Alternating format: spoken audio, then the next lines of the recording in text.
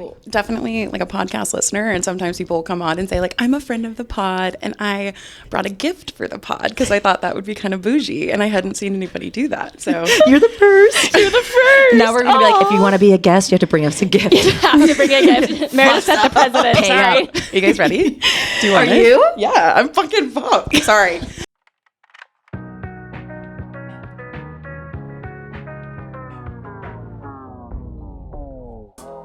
You can please some of the people all of the time, You can please all of the people some of the time. but you can't please all of the people all of the time. Welcome to the People Pleasers Podcast.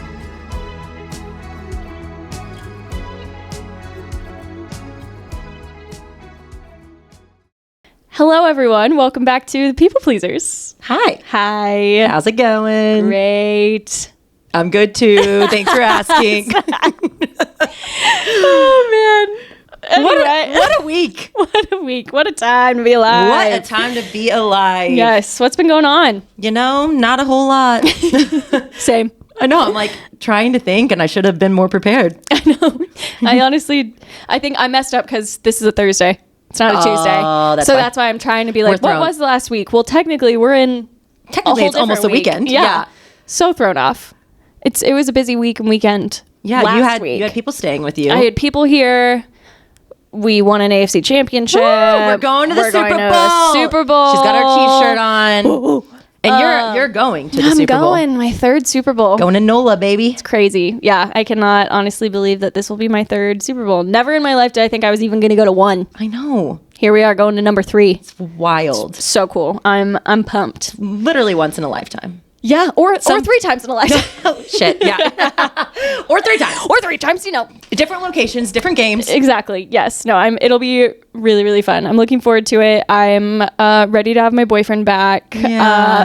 I think we're both ready to just Slow down. Yeah. It's been go, which we know this is what the season of life is like. It's like this every January, February.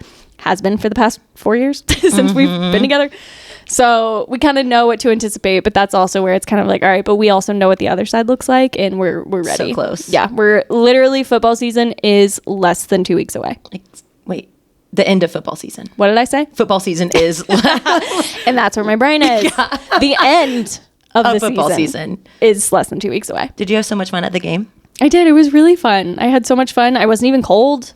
It was great. Got to go down on the field afterwards. Got to go, grab some confetti. Yeah, I will say that is something I missed last year with it being in Baltimore. I didn't get to be there. So he FaceTimed me. But first year I was there, went on the field, on the road last year, which kind of was sad.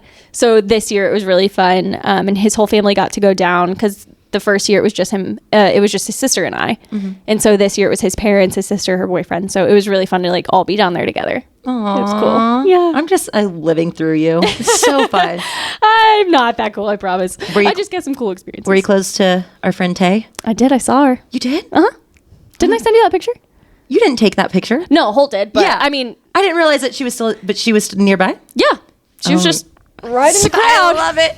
I just need you to just casually, oh, hi. Oh, hi, Taylor. I know that like everybody's thinking that, but still. That was my big moment last year at the after party, only being like 50 feet from her. I'm like, oh, I can say hi. No, I can literally wave. So I'm kind of thinking this year, I'm like, what's the after party going to be like? Yeah, because we're going to win. Say hi. We're going to three-peat. It's going to happen. It's going to happen. It's going to happen. And I'm just going to say hi to Taylor Swift. I cannot wait to recap that on the pod. We'll see what happens. Regardless, I'll get to see her. You're putting it out there now. So now you got to do it. Now I got to shit. No, it'll be really fun. I'm pumped. You should bring one of our PPP pens and hand it to her. Hi. Have you heard of the People Pleasers? If you ever decide you want to be on a podcast, let it be ours. Oh, Kansas City natives. Literally never on any other podcast. New Heights. Huge one. Doesn't matter. Who? Call her daddy. What? People Pleasers? Yes. I'll make sure. I'll let her know. We got to shoot for the stars. I'll let her know she's on our list. Or what is it? Shoot for the moon, land among. Oh my God, amongst the stars. Yeah, exactly. That's what we're doing. She's the moon. She's the moon. Maybe she won't land, but maybe we'll get another wag. Brittany, where are you at? We'll just have a whole wag episode. It's fine. You are a wag. I feel like one. You are. It sounds silly because I know he's not an athlete. He is a part of the team. He does just as much shit as they do, if not more. Yeah, you're a wag. I'm a wag. I'm a wag. No, that feels weird. Technically, we're not. Wait, what is it? Girlfriends. Oh, it is girlfriends. Okay. So it Yeah, works. no wag. Okay. Yeah. Moving on. Can't take How that are you, title away. Sarah? I'm good. I'm Yeah. trying to think of anything like noteworthy to recap. It's been pretty chill, honestly. I mean, it hasn't been chill. I've been very go, but yeah. Slow season's not slow season for me right now. Slow season ain't slowing. No. It's crazy. Yeah. But still having a break until your next wedding. So Yeah. it's just kind of like the ramp up time, I feel like. Yeah. For the rest of the year. Yeah. This is a time where it's And crossing the T's, done that. Oh yeah. Everybody who is a 2025 bride is like freaking out now because it's feeling more real for them. They're And like, shit, I get married in 8 months. Yeah, You're and I'm like, yes, that's 8 months. literally calm down. Remember what we've been doing this whole time? Yes. Focusing on each thing each month. Look at me. We're gonna keep doing I that. got you. But yeah, the number of emails that I'm like, oh my gosh, it's 2025. I feel like I really need to get on it. I'm like, well, yeah, you do kind of need to get on it. But you do, but like, I'll tell you what you need to get on, Yeah. and then that's it. Yeah, just take the pressure off yourself. Yes. But, Yeah. So yeah, just been busy working. Yeah. We had a fun watch party for the game, so that was Yeah. fun. Good. Yeah. Other than that, not much going just on. living. Yeah. Just living. Watching a lot of TV. What have you been watching lately? You finished Finished Shiloh? Shiloh last night. Woo! Yeah. I really have wanted to start Shrinking. We are watching Shrinking right I've now. been wanting to watch that. My sister and our friends that just stayed with us told us we needed to watch it. And I'm like, I know. I've been saying we need to. And Holt's like, well, I gotta finish Shiloh. I'm like, we can do two things at once. So hopefully that's the next one. Yeah, you should watch that. Yeah. Do you watch The Traitors? The Traitors. No. You don't? No. Great. I've been so off my reality TV game for so long that like I need to just jump back in. It's so good. Get in now because it's I like know. it's coming out every Thursday. Okay. It's on tonight. I can't wait. I can't wait to see who they murder. I don't understand. Yeah, I need I'll to just explain it to you understand how. offline. Okay. All right. Give me a little rundown later. Oh my gosh, it's so freaking. It's like my favorite show. I have so many favorite shows, but that. Just a few. Sex Life of College Girls. Have you ever seen that? No. But I Season like. finale just happened for season 2, 3. You sure? I think it's, I don't know, 2. Yeah, I don't know. I don't know. One of the Never season seen it. finales just happened. It was so good. Highly recommend watching that too. I like one of the girls in it, Gracie. She's the in the Lawrence the Band. Yeah, Yes. I love her. You've got to watch it. Yeah, I probably should 'Cause this is her I first love season her. on it. Yeah. So maybe that's when I Add it to the I have other ones I list. still need to finish though, because like Severance just started again, so See, I'm I don't watch locked that. the fuck Zach's in. obsessed. All right, I'll talk to Zach about it then. Speaking of Zach, Yes. I have something that I've never brought up on here that I just feel needs to be brought up. Yes. Zach got an Android. Okay, and it's funny because I texted him happy birthday. It's green. And I was like, fuck, it's Did it go green. through? He got an Android. He got an Android, and he made the decision without talking to me about it first because he knew that I would try to talk him out of it. I can't wait to see what he comments. Yeah, so he got an This episode. Android. Every group chat's ruined. Everybody's constantly mad. Oh, yeah. Can't FaceTime him. Can't share him like a grocery list over notes. And he willingly became that person. He did. So I'm married to an Android. We lost him man. to the dark side. Yeah. Oof. So that's a little thing that R.I.P. It's sad. I'm still Just dealing with still right now. grieving. See, right now, 2 text messages. I'm like, use That's my data. the only person I have in my life that has an Android is my dad, which I do text quite often. But it's funny because I don't think he does it anymore, because I think maybe there's a thing you can do now. But usually in like the big family group chats, when we would go like heart things, he felt left out. So he would literally type, Derek hearted this message. with a quote. Yep, because he felt so left out. So I'm like, get up an iPhone. my You won't have gosh. to do that. Right. There's that. And then in like group text, people will send like a video or a photo, and he's like, oh, I never got it. And I'm like, Zach. Or if the Android person, which is my father, takes a video, he sends it to me, and I'm like, Blurry. Dad, I can't see any of that. It's the most pixelated shit I've ever tiny. seen. Yes. Sorry, Dad. Hope you hear this. No. Get an iPhone. He knows. I've been telling him forever. Get a freaking iPhone. Come on, Derek.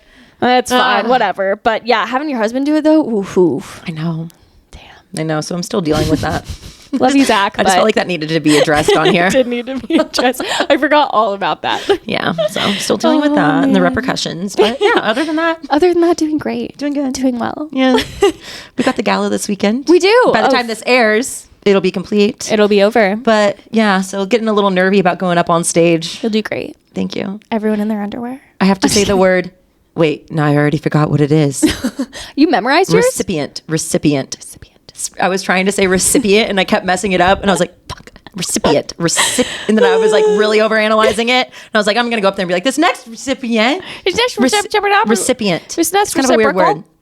You'll do great. You'll kill you. it. I'll Thank you. yell your name from the balcony. Can't wait. It's okay. You I'll don't have record to. and be a proud mom and be like, yeah, just her. That's my best friend. There she goes. There she Strutting her is. stuff. I can't wait. So, I'm so excited to So we can watch. recap that on Yeah. our next episode, but that's coming up this weekend. So Yeah. it'll be fun. Fun weekend ahead. I know. Yay. Love it. Well, today's episode, we have never laughed harder. Oh my freaking goodness. It lived up to all the hype. I know. All of the hype. I know. Oh my God. Who was it with? Should we just leave it at that? And that's it. Bye. And tune in. This week's episode was with Meredith Graves. Holy Love. shit. Meredith, we love you. We love you so much. I'm sorry. I think how rude. Do not disturb. God, don't you know I'm podcasting? Sorry. Anyway, back to Mare. back to Mare. I think again, we both kind of were just like, I hope she just kind of like, says what she wants. Holy crap. Did she does. deliver? I know. It was so good. I think I hardly talked because I was just like hanging on to every word. No, I know. She's just so awesome. I know. I already knew I loved her, but even more just hearing her backstory. Yeah. And all that she's been through, holy cow, and still going through. Right. But she's just got the best sense of humor throughout it all. Yes. She needs a mic in her hand at all times. She is a comedian. She is. She literally is a comedian. No, Her I know. comedic timing is insane. I know. I need her in my everyday life to know. make fun of me and also just be my hype woman. Yeah. So we want to be best friends with you. We already are friends, Mare, but we want to spend every day with you. We're moving into your home. Yeah. So Hope there's room. I'll move in your I know office. you're doing renovations, so we'll share a room. Bunk beds. Yeah. All good. Yeah. We don't even need a bed. No. Throw some blankets on the floor. Sleep over every night. Cool. No, but it was so much fun and we're so excited for you guys to hear it. I think there's going to be some pretty strong laughs. I just wonder the audio for this, like how much we're going to be able to hear us speaking, because I feel like I'm just laughing over everything. No, I know. I can't wait gonna to be so good. listen to it again and again. It's going to be one that we're going to want to go back to. So, Well, let's go listen to it now. yeah. All right. Here we go. Here we go. Here's Mare. Okay. Ready? Yep. Are you ready? Is it rehearsed? Do I say something? No, I'm just going to say like welcome. Oh, and then you got can it. just say whatever you want. I'm in it. Or I'm in it. it's rehearsed. I think this needs to be the intro. I think it does too. Okay, so just say whatever I, need to- want after I you need to put intro. the Yeah, timer. I'm literally just going to say Meredith Graves, welcome to the People Pleasers Pod. And was that it? Sure. Is that it? Oh, okay. O.J. Simpson's son killed Nicole Brown Simpson. That's like We're going to be here for 5 hours. I hope you have nothing planned tonight because we're going to be hanging out forever. I know. I'm like, I can't wait. I live here now. This is where I live. this is my room. Yeah. This is it. It's well warmed. Like a little chicken waiting to hatch. I was going to say a little coop. Coop. A little It's your coop. Okay. Welcome are to you your guys coop. ready? Yeah, are you? Yeah, here I am. Okay, here's your gift. And Okay. I'm hoping that it's not too niche, but go ahead. Okay. You going to do it? Well, we both can do it. Here, Okay. lift it up. Okay. Okay, so it's a globe. And why would you get a globe? To travel. No. Don't learn geography. Just watching you go, where's Delaware? You killed me. All right, Sarah, let's find her.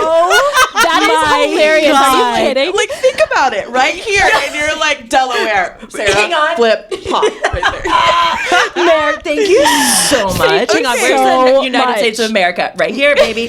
See, like, you have so much geography that you can learn. Yeah, no, 'Cause it's now all- I didn't even think about I'm anything dead. outside of the U.S. That is There's so there's funny. a whole globe. Now we have no excuse for not knowing where anything is. You just That see, is like, Sarah always known. sneakily, like, look at the globe and be like, got it. It's here. You don't have to have it in it. I just thought that would be funny. You just hold it. That is so. Just spins I'm it just gonna kind of sit like here. casually. Just kidding. We're gonna set it down. It's so your I don't ruin it. emotional support globe. Globe. I think that's definitely Mare, needed. thank you so much. Thank You're you. welcome. What an intro. Yeah, well, I like resonated with that because I was poli-sci in college, and one of the first things that they did to all of us was make us fail a test about geography. So, like, I walked in bright-eyed, bushy-tailed, full of hope, and he goes, "Here's a test on geography, easy." I didn't know any of it, none of it. Only the international students like aced it, Right. Oh, yeah. Because internationally, they do care about where geography. I know.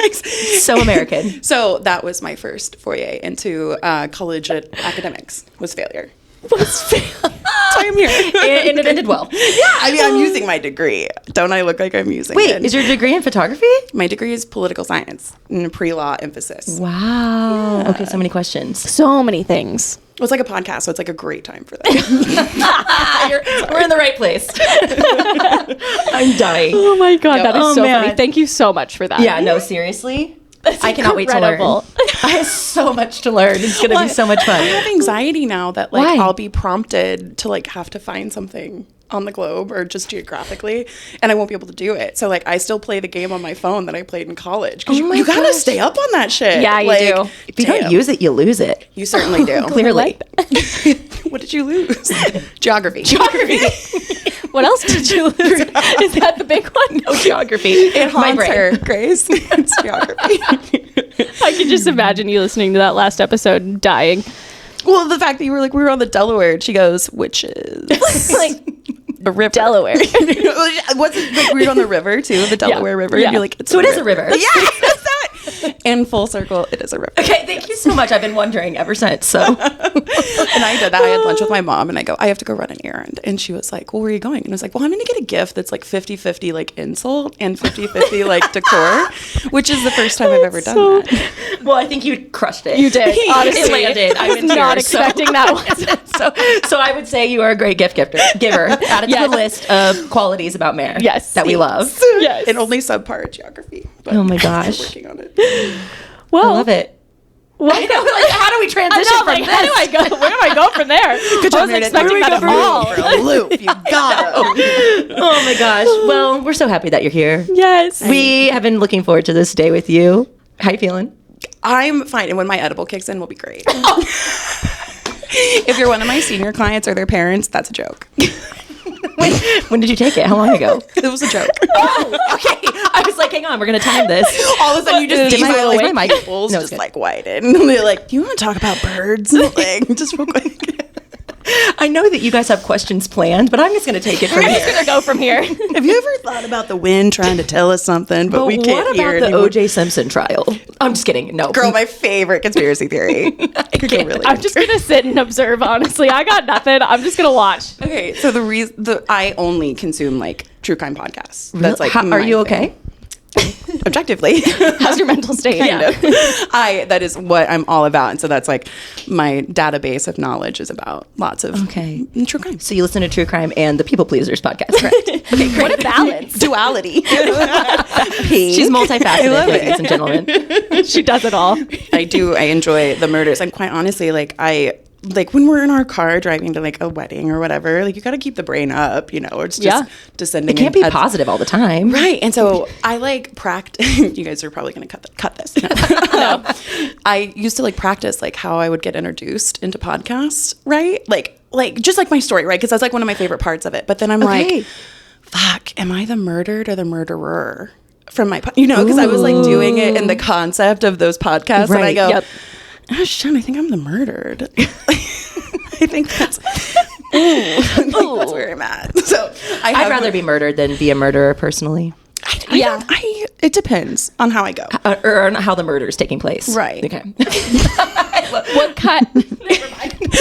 What kind of murderer would you most likely? What kind of murder? There's so many Are you questions. a silent killer? And Mallory wanted to talk about like her wedding and like, And this is Meredith. Are you poison? Women are supposed to be poison, but I just think that's kind of lazy, you know? But over It is. It's an easy way out. It's an easy way Do you out. guys not listen to true crime podcasts? I do. I don't listen to podcasts. I like to watch like a true crime episode though. Okay, Wow, like a a podcaster that doesn't listen to podcasts? No, just not true crime just kidding. podcasts. I listen to podcasts, but it's more just like, pop culture. I don't really listen to a ton of educational podcasts. Same. Honestly. No. Yeah, I used to really be into How I Built This. And that was something that I was really into at the beginning of my business because he would interview people that have like large conglomerates. Like one of the biggest ones that stands out to me is like the guy who started Patagonia and the woman that started Spanx. Ooh. Oh, and I used to get so many of like my very brave and very like forward beginning business ideas from those things. Well, that's a good idea. I like that. He's great. Guy Raz has a little bit of a voice, but that's all right. It's calming after a while. So Wait, you said business ideas. You've had other business ideas? Oh, no, just for like within my business. Oh, So like, okay, like okay. an offshoot of like what somebody did for theirs, like would spawn a different idea. It's not Gotcha, something that gotcha. I like actively engage in now, but I used to be all about podcasts because they just Right. give away the information for free. So like Jenna Kutcher, she was somebody that I listened to a lot in the Yes. very beginning. So yeah, kind of coincides. And then murder is just to kind of like turn it all off. Yeah. Just a little To sprinkle of explore murder. a different part of your brain, Yeah, and that part's really dark. Gotta turn the lights on every once in a while. gotta scratch the itch. Just gotta Yeah, you do. just gotta know. Dead. Really in tune with yourself. Did you get that one? I'm dead. Good jest, Sarah. Very well done. I'm not gonna make it through this. I know, though, literally, I'm gonna have mascara Well, the down thing my you guys face. can't do is like just not air it at all. Like, please put me in like a blooper reelers. Do you know how long we're gonna have 5 blooper reels? Because everything we just talked about already is It's at such least good 2 content. minutes. It doesn't quite fit the questionnaire that we did. Yeah, you're like, what do I need to prep? Murder. Remarkably, I have covered all of the topics that I wanted to. Edibles, great. OJ Simpson, and murder. I'm so glad. That's so the that's it. episode. That's it. That's Yeah. done. See you guys later. Thank you so much for coming. I hope you enjoyed your time. It's a brain dump day, guys. That's what it is. It's funny because before when we were walking up the hill, we were kind of like, I'm kind of just hoping we can just be like, yeah, so what do you want to talk about? And then we're like, yeah, then she'll just like kind of go. So we'll just you're take already there. Inequality in systems that were created by men. Are we ready? Yeah, honestly, that is very good for PPP. Honestly. Yeah, I thought it might be. Yeah. PPP. That was like a loan, though, wasn't it? PPP. I A felt PPP loan? Yeah. From COVID? Yeah. Ooh, that kinda like- yeah. PTSD. Do we need No, to change our brand? Remember that? I was like, It's literally PPP, giant PPP. Nuts. Don't change the brand. I absolutely adore it. But I need to know, where do you keep finding like soft lime green pantsuits? Honestly. Yeah. Thank you for asking. Google. You're welcome. Yeah, Google. I literally Googled like I was waiting for someone to ask me lime this. green pantsuit. And this last one almost had like the silk, like, Right? Isn't it inlay perfect? stitching. Oh, it was so Thank cute. you so much. It was adorable. Let me tell you, I was like, do I need this? Do I need to spend this money on this? And I was like, I think I do. It's a niche It's business documented. expense, but yeah, but no, it is. It's a write-off. It is. very appropriate. Well, thank you so much. You have a little bit. Yeah, it's kind of running. Is it? Yeah. Whoa, that's my panic. That's my fight or flight response. No, it's okay. It's just that eye, at least. Okay. Nobody's gonna see that eye. As long us. as my cat eye is still intimidating. Yeah, no, I'm just keep scared. going. Okay. Very scary. The second you Sharp brought enough up to murder, kill a man, baby. Well, thank you so much for the introduction. I think that will probably be the best introduction we have for a very long time. I don't think anybody's gonna compare, and I love No, it. I would no. expect nothing less from you. You know. But speaking of, how do we know each other? I want to get your perspective on first time meeting me and first time meeting Grace. Well, I was prepped for this actually because Okay. I watched the Mallory episode, Yeah. and so I was like, I really wanted to have a good, succinct way, but I'm not sure you're going to want the How I Know You Why? aired. Why? Do you want to I hear wanna it? know. I don't care. So obviously, I met you second shooting your wedding. Yeah. with my photo mommy. Yeah. Adri. Yeah. I I never called her didn't my know photo this. mommy. Mommy. With an A, mammy. Mammy. M-A, So M-I. I don't second shoot a whole lot. Like, sorry, I've done it maybe 3-4 times. I feel so honored. All of them pretty much for Adri. Yeah. She's got that I raised you guilt going Mommy. real good. Yeah. So she goes, I've got this couple. I think you would vibe well. I need a second shooter that I can trust. And they have sexual chemistry. She goes, when you see them together, you are going to thank me for putting you in with this wedding. And when I saw the way he looks at you, I was like, fuck, she ain't wrong. It all makes sense. We can totally keep that in. Wait, I love that. I didn't know if that was something you No, thought. I talk about Was anything. kosher. Yeah. Go listen to Sarah's episode. You'll learn a lot. We Yeah. talk about anything. I will. I need to go Everything. through your back catalog. It'll give me a nice reprieve. Yeah. Murder, PPP. Murder, PPP. Yeah, just my favorite serial killers. I'll just take a little break.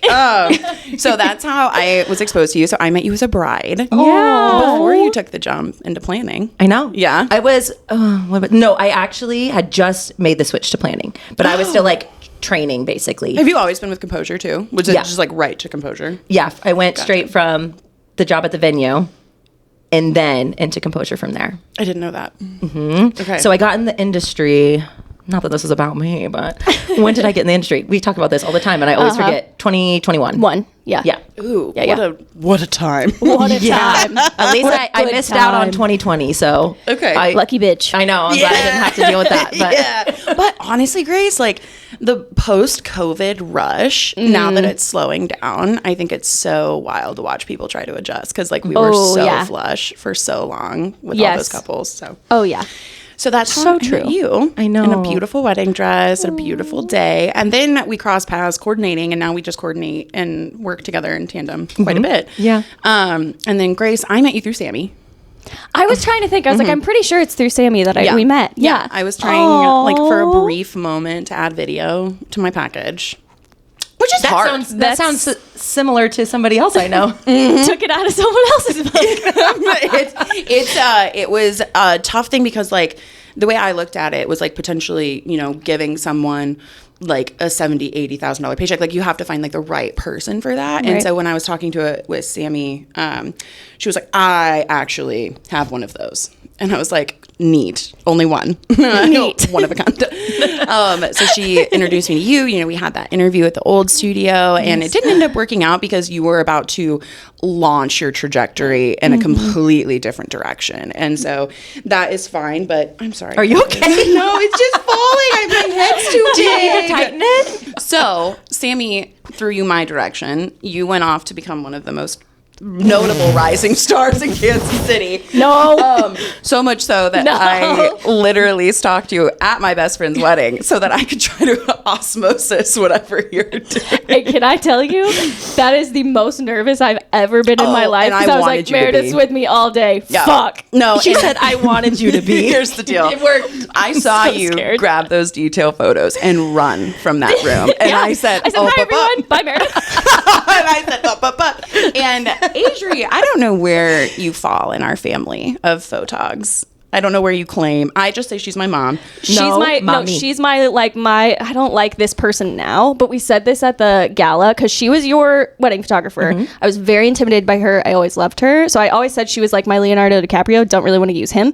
She's like my Meryl Streep. That's what I want. She's my Meryl She would Streep. dig that too. Yeah, she's my Meryl Streep. So that's where she is to me. So I'm just kind of a little baby down here. She claims you for sure because I got a text message that said, "Be nice to Grace."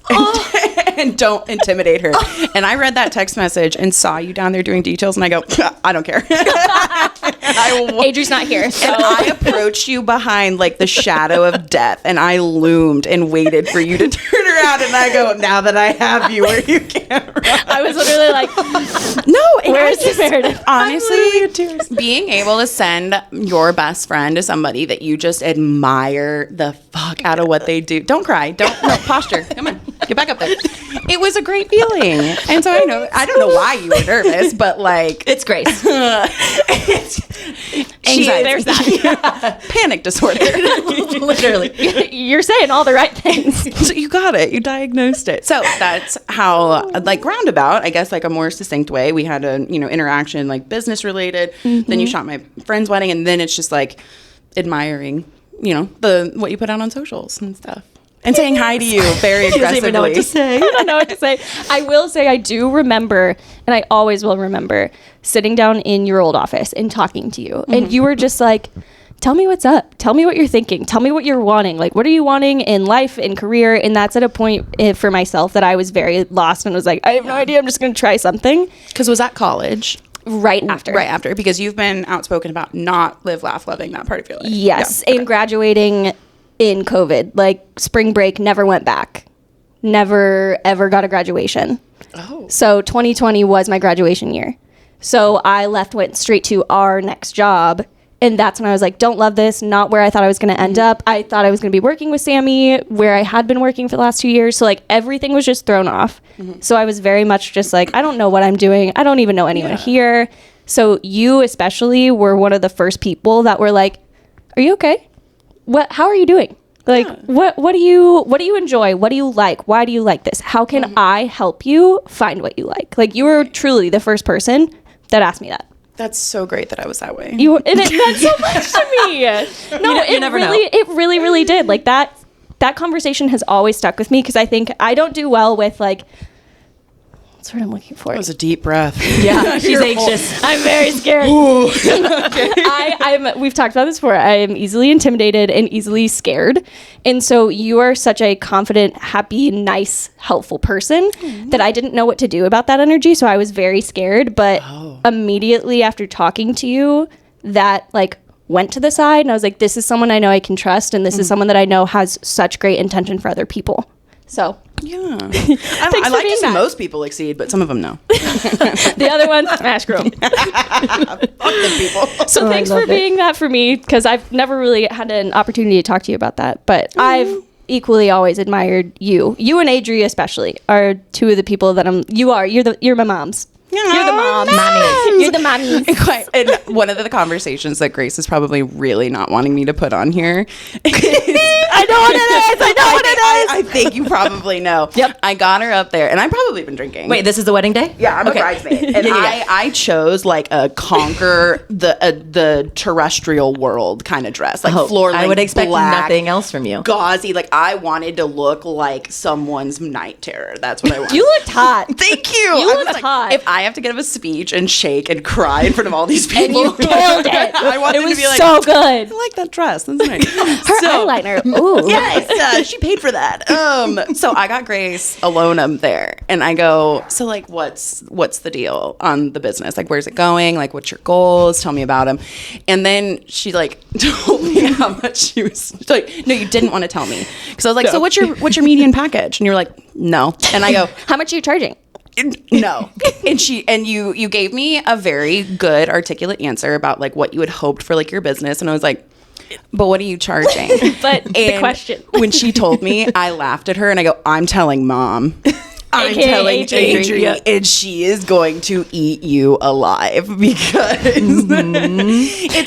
it's a hard lesson that, you know, most entry, like not entry because I feel like you like are more qualified than that, but it's like a hard conversation that like you have to have with some people, and Adri was definitely that person for me.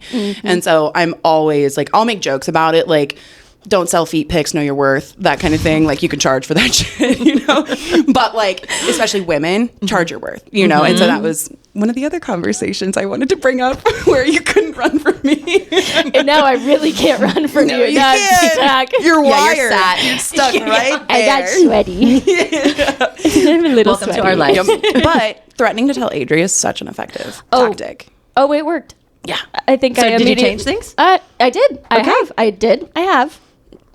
I'll leave it at that. Yeah. We won't talk details. And I'll leave it there. I think what I did to you was nicer than what Adri did to me, because she asked me to go, and like this whole podcast is gonna be about Adri. It's okay. Totally fine. I went to coffee with her and was pumped because, like, again, Adri is Adri, and I was like, shit, I'm so excited. They got me down. They opened up their laptop and they said, welcome to the audit of your website.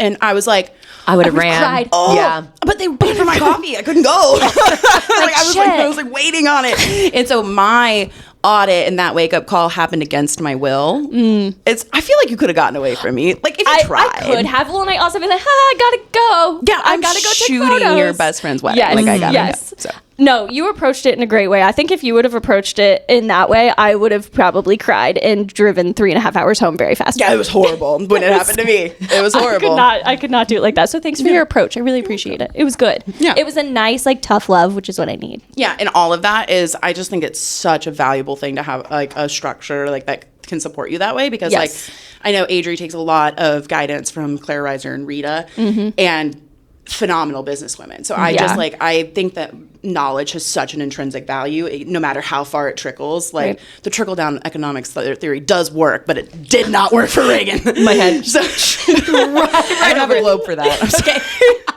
I can only help with geography, but that was a political joke. You can cut it. Some people be attached to Reagan and failed economic policy, but it has value. Like the more it like disseminates through those people, and the more they like put their spin on it, I think it's just so valuable. So I was like, hey, Adri yelled at me for that. So I'm going to pay you. Yeah.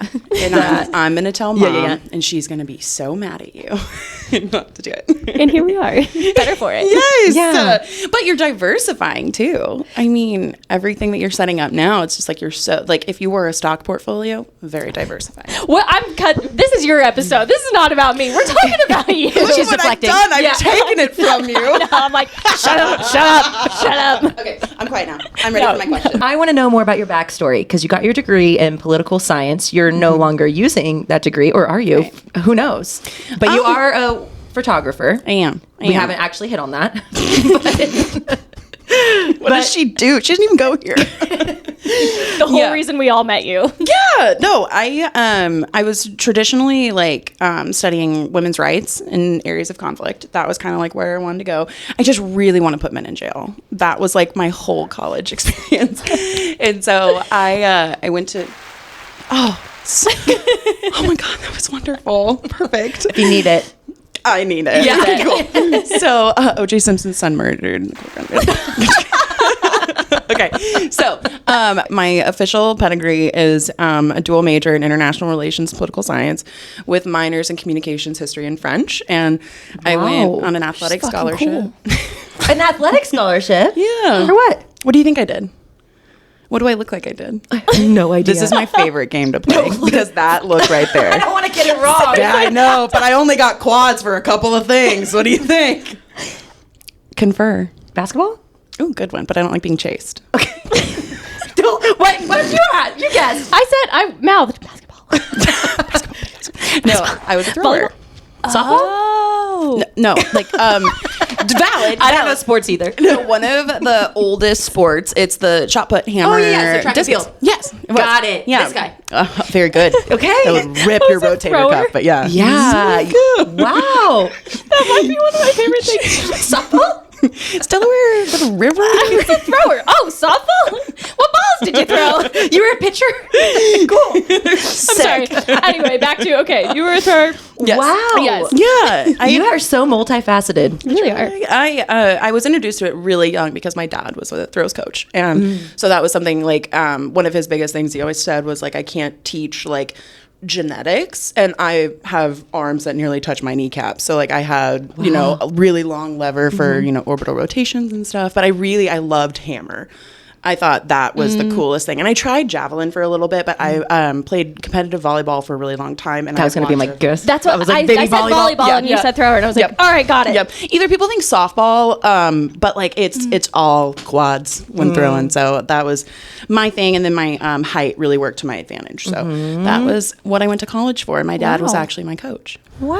That's awesome. Yeah, it was a really cool relationship to have. So We were cool. not necessarily good as coach and coachee, but it was fun to hang out with my dad. Yeah. Right. Because I like wasn't scared of him. Right. That's good. Well, that could be, That it is- could go one of two ways though with your dad being your coach. Like, Yeah. I'm glad that you had that relationship with him and it wasn't the opposite. 'Cause- Yeah, Right. It really it was an amazing thing, and you guys know what happened. We got that time before he passed, and so it was a relationship that like I almost didn't take advantage of. I almost went to a couple of different universities, and then at the end of the day, I was like, I will never get the opportunity to be an NCAA athlete for my father ever again, and so I did it. So, That's really cool. and I didn't love college.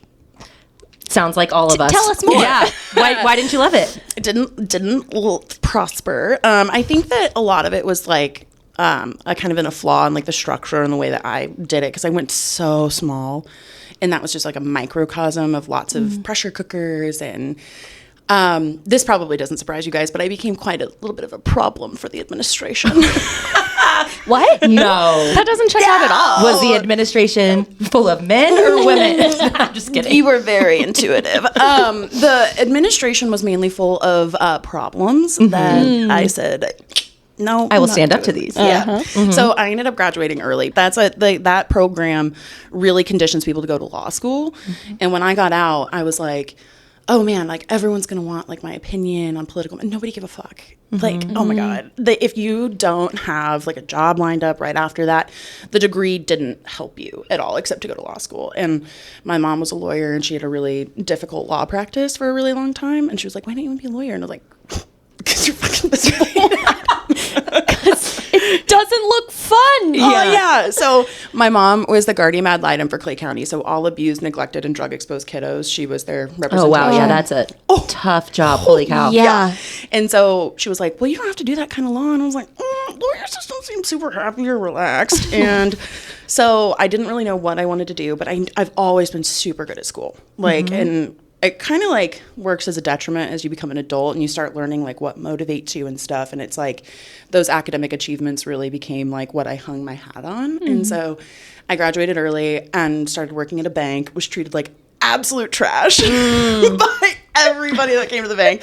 And so I like panicked and I was like, okay, well, what do I want to do? And so I signed up for a master's program, which wasn't correct because it wasn't what I wanted to do. I was just like, well, I'm really good at school. So I went master's of public administration at UMKC. And what that was kind of do, like, I was trying to figure out how I wanted to explain it, but it's like my mom always called it being a baby lawyer because you still know a lot of the same things, but it's like prepping you to work in like a government organization or an NGO or something. And so that was my trajectory. And at the time I had started picking up, because I think you talked about it on your side, the Instagram girl, or Mallory did. She was like, I wanted to be the cool girl with the camera, taking cool photos. Yeah. And I saw those girls and the aesthetic, just, I loved it. And so my birthday's the day after Christmas and my mom got me a birthmas and they got me my first Nikon, a D3200. And I just a loved Nimbus it. 3000. That's what she calls literally anything.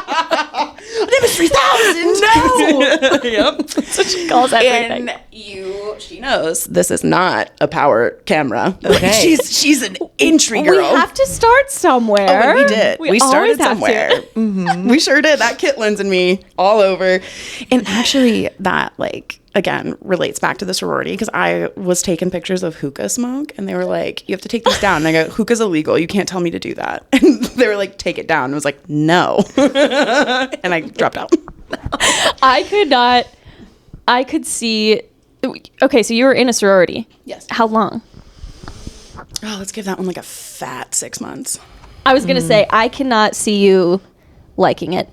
Knowing you, you'd be like, nah, fuck this. That's wrong. Nope, Yeah. don't do that. This is messed up. Yeah, I brought, because my mom was, she's also involved in something called CASA, and I brought forward the opportunity to adopt foster kids. That's and where kids my in sister-in-law works. CASA, we love CASA. Yeah. And Clay County is one of the biggest and most extensive CASA organizations. Like, it's really well run. My mom had been a volunteer for like 25 years. And so we always adopt a kid. We go shop for him for Christmas because the misconception is that the subsidies that you get from the government cover fun stuff. And they don't. They're supposed for underwear and toothpaste and Right. books. Necessities. Correct. And so, like, this program allows you to go and get gifts for these kids. And so I was like, oh, this is going to be sick. I have like 30 girls or whatever. Nobody's fact checking. And I was like, okay, if I can convince them all to give up one Starbucks, like I can adopt like 3 kids. And I was like pimping these kids out all over campus. I was like, I have one with the football team, the swim team and stuff. And when I brought it up, it was not received well because they had already budgeted for like apparel. And I was like, I will be leaving now. But I'll tell you what I did, because my mom had been paying for it because I was trying to do track and stuff. And she walked in and I was like, well, to my resignation meeting. And I was like, I brought my mother because it was her funds. And she's also here as my legal representation. And so I sat down. With Power move. I know. I would expect nothing less from you, though. Oh my God. They sat me down and they were like, we want you to sign this piece of paper. And my mom looked at it and she goes, this is blank. And she says, well, this is the piece of paper that will eventually become the in good standing like release. And my mom goes, she's not going to sign anything that doesn't have anything on it. Like, this is the stupidest thing. And we said goodbye. And I could tear that one love down that. more, but it just wasn't for me. We can have an outside conversation about that one. Oh, yeah. I've got names. Oh, I'll make a list. It just wasn't a compatible relationship. So college in itself was really difficult for me because I also got a pretty gnarly head injury and a spine injury. Oh my gosh. Really? I know everyone thinks I got hit by a discus or like a hammer, but that would like kill me. I fell off a box. A box? Yeah, pretty big box. Kind of box. Cardboard? Yeah. No, much bigger. It was a plywood box, and there's like fast twitch muscle stuff when you're in athletics, and they were wanting us to work on that. Even though throwers are generally land-bound creatures, tortoise more than hare. And they were like, get up on the box. And I was like, okay, well, I'm the oldest thrower. Like, let's lead by example. So I got up there. Great victory. I'm like king of the hill. I did it. And I was going to climb down. And one of our coaches was like, let me go get pole vault mat. I don't want you to hurt your knees. I'm like, well, that's a fat joke. Do you think I'm just gonna like jump off of this thing and obliterate my knees? I was gonna climb down like a person. And the thing about a pole vault, and big fat instead, I stepped on it. It went out from underneath me, and I got my head on the back of the plywood box, which a plyometric box is usually what you guys would think of. And it's kind of movable. It's got some forgiveness to it. When you build it out of plywood, it certainly doesn't. And so hit the floor, and I woke up, and I was like, I'm fine. Not woke up. I was conscious the whole time, but I got up, and I was like, I'm fine. And they took me to the trainer, and he did the little finger thing. And he goes, oh, you have such a concussion, because my eyes weren't tracking. And I was like, tits, this is going to be so bad. NCAA protocol for head injuries is just wild. And so it took me a really long time to get back to class, and my university was really rigorous. And so it was like a really stressful thing to go through the spine and the head injury and stuff. So college just was kind of hard. Yeah. And do you still have complications from that, or are you? No. Okay, good. No, it's the NCAA just makes you pass like a whole bunch of tests to prove that you're like good. They really want to make sure that they're protecting you know the heads and stuff. But the thing that sucked is I got right back into weightlifting, and we had a great weightlifting coach. I was strong as heck. Like, and my dad was so good about being like, the women that I'm coaching are what I want you to look up to, because they are strong. They are not like hurting themselves with, dangerous eating and stuff like that. Like, they are strong, and they are accomplishing things with that. And so I really was wanting to jump back into that. And I started like having a back thing, and we went and saw some medical, professionals. And at that time I had been through a lot of spine procedures, those epidural steroid injections. I was on lots of painkillers, and that's just like not how you're supposed to do college, with like a hydrocodone in your pocket. So just decided at one point, I looked at my mom and dad and was like, I'm not having fun. I have all of my credits to graduate early. I'm just done.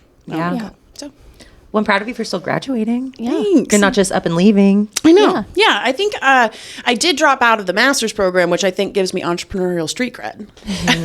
Everyone drops out of something.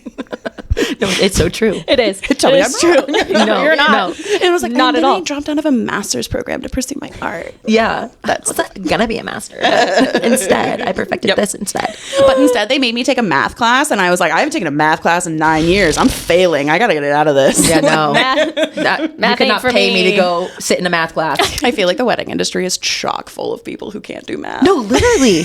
It really is. Yeah.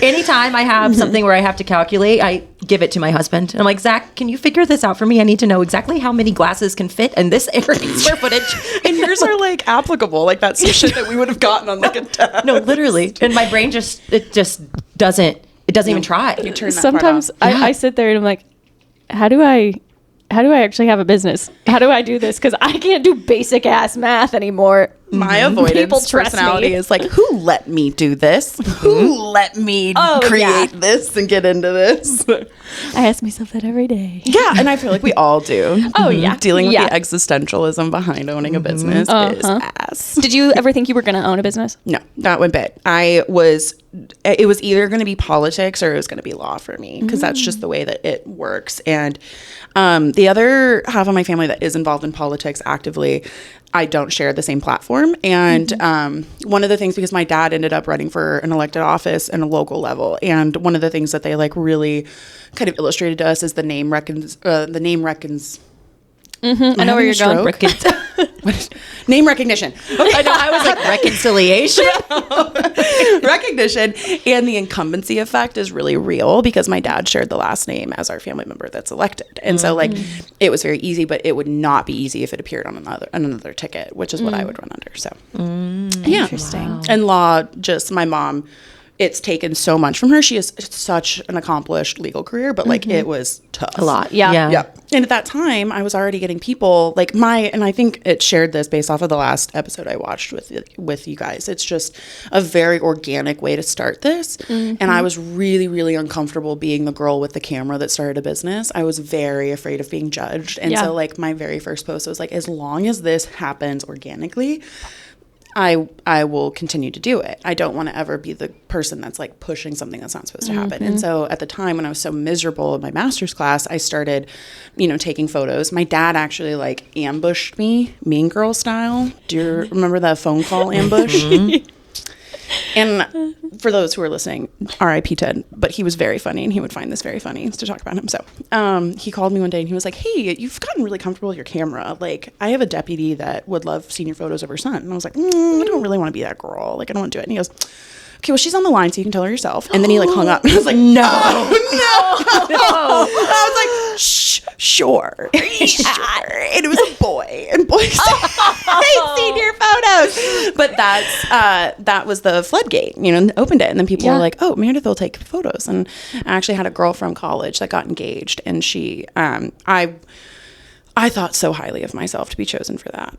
So highly. And that's when I figured out I wanted to work with like couples and weddings, because I thought that was a really fun experience. Yeah. So yeah. And it was hard to go to master's class and be like poor as shit. And being like, people are offering me money. Right. I'm taking it. I don't have to go to the math class again. Yeah. That's banging. So nice. Yeah. That met all of my qualifications. Going into weddings, you said you found your love with couples based on, you said it was a friend that asked you, she got engaged and asked you to do her wedding? Yeah, and it was a very like casual, oh my gosh, Grace will laugh at this. I was editing all of my files on the app VSCO on an iPad. And I would like, because it was the iPad that my university gave me, and I would like airdrop them out, and that's how I was editing photos. It was That's incredible. She was rudimentary.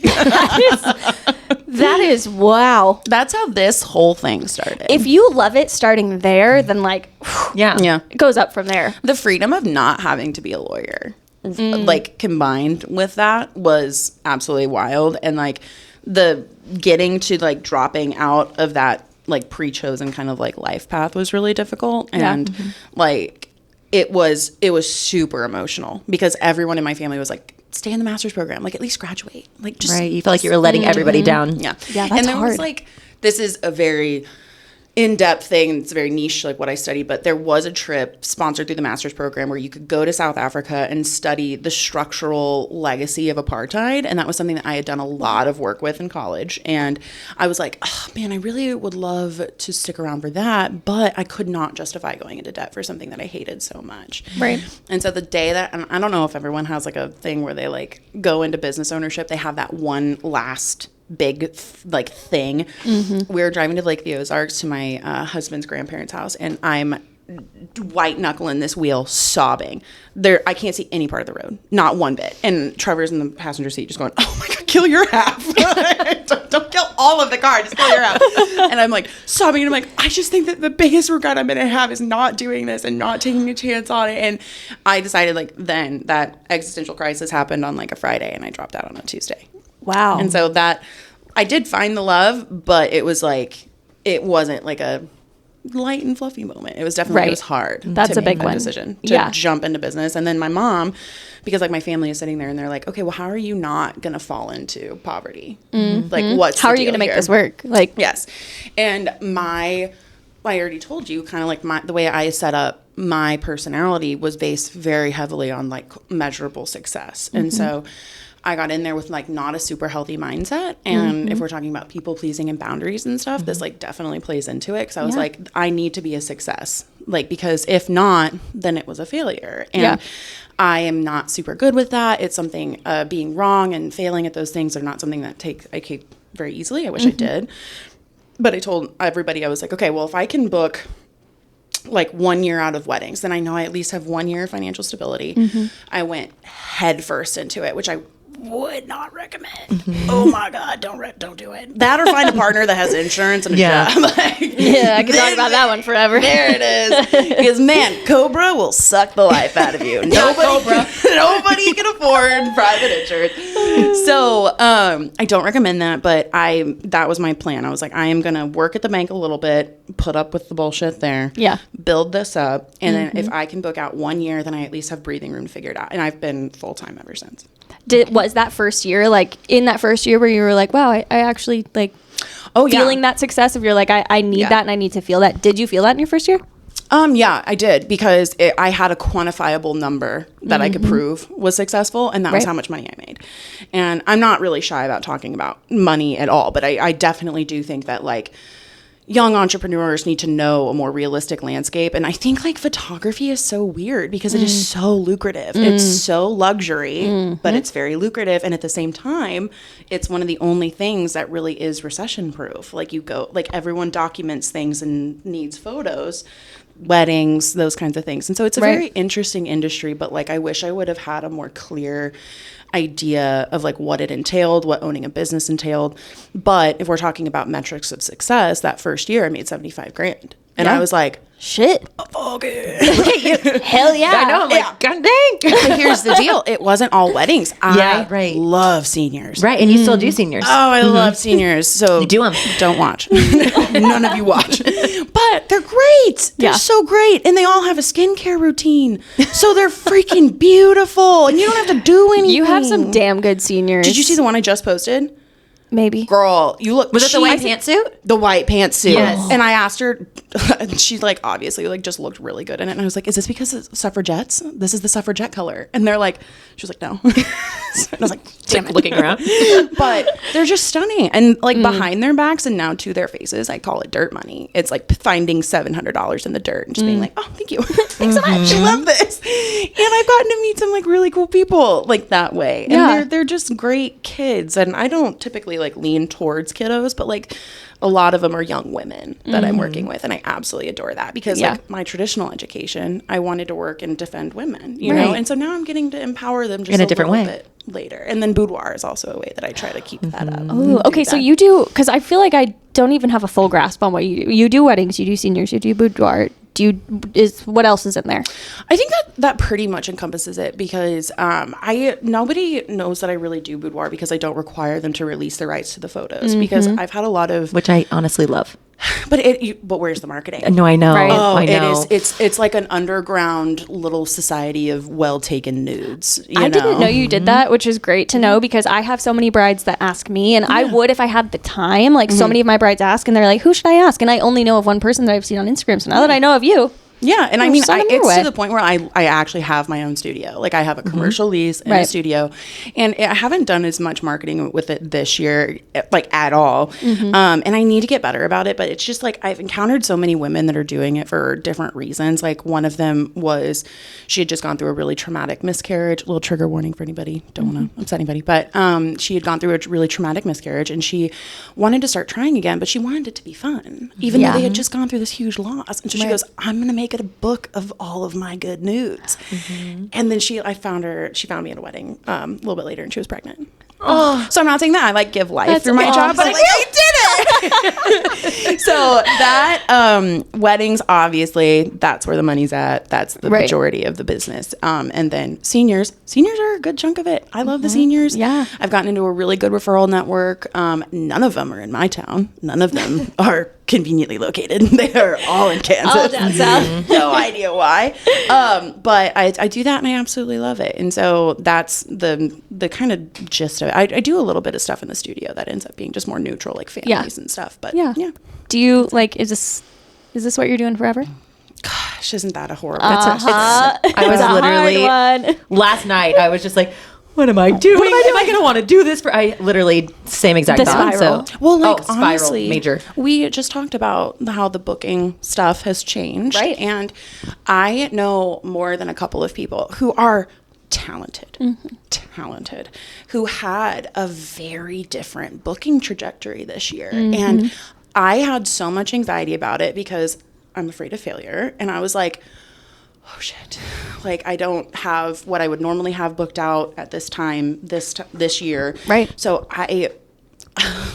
which is funny because that's literally across the board. That's what everyone is saying. Yeah. So I'm trying to tell people, I'm like, you're not, literally we're all saying it. Yeah. We're all feeling it. But isn't there something weird about photographers that they feel like it can catch?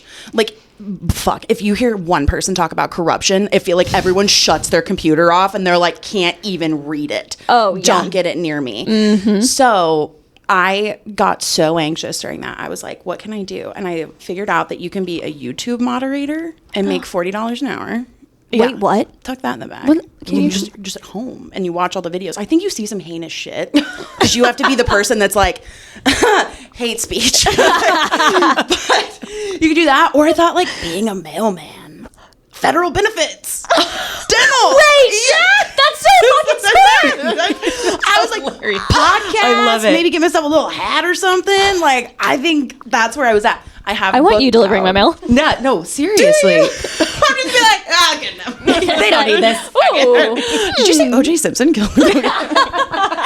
So, I convinced myself, and I was like, there was a point where I'm laying in bed and I'm having like my panic, like I'm not well, and I'm like, did I just give up 5 years of making a business to become a mailman? I was like, I think I'm going to talk to my therapist about some medication.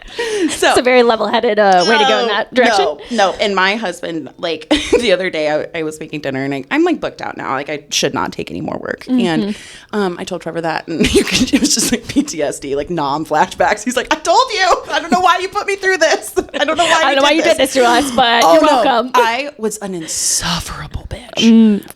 Because I didn't know that we would have financial stability, and you guys know I just bought a house. Right. Yeah. You're gonna have to bury terrifying. me under it. God, I failed us. I failed the dogs. The cats are gonna go hungry. So it was horrible. That's scary. I hated the slow booking season. I don't even know how we got there, but that was something that I did not handle well and had to like think about. That's what it was. We had to think about like what's next. Yeah. And quite frankly, I'm approaching the end of it because I didn't take the GRE, which is the master's entry, level test and whatever, because I had a good enough grade and whatever from college. And so they said, well, you're in this program for 7 years. And that gave my family a lot of like, no, it's not like a 7-year education program. Like you're in the course. Right, like, right. They can take me back. Right. And so I told my family that, and they're like, oh, God, she'll come to her senses hopefully in like a couple of years. We're coming to the end of that. But like, if I ever were to become disenfranchised with this, I would really hope I would find my way into the space of protecting women. And You will. for them. Yeah. You're passionate about it, so you'll figure out a way to do that. Yeah. I mean, like you said, you are with photography without realizing. I mean, if I had you as a senior photographer, holy shit. And I give them so much advice, like as we go through it, like, and I ask them questions, and like one of the things that I tell them, and usually their parents stick around, which is kind of fun. And so to start it out, and this is very similar to how I handle engagement sessions, I always start with like bad or awkward questions and then end with good ones, right? And so that's why there's a lot of laughter in my photos. It's because they're uncomfortable. I would say they look...